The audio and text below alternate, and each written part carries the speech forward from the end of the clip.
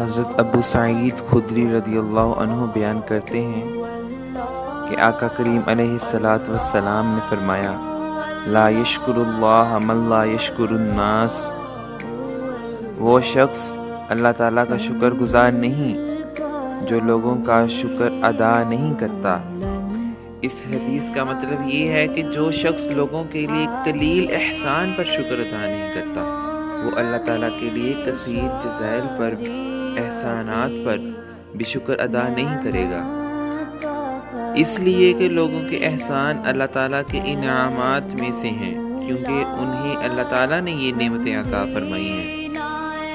تو ان کی ناشکری اللہ تعالیٰ کی ناشکری ہے۔ اور حدیث میں وارد ہے کہ جس پر کسی نے کوئی احسان کیا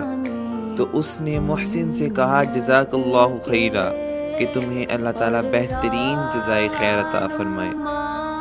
سو اس نے یقیناً شکر ادا کر لیا، اور یہ احسان کے مقابلے میں کم از کم شکر ہی ہے۔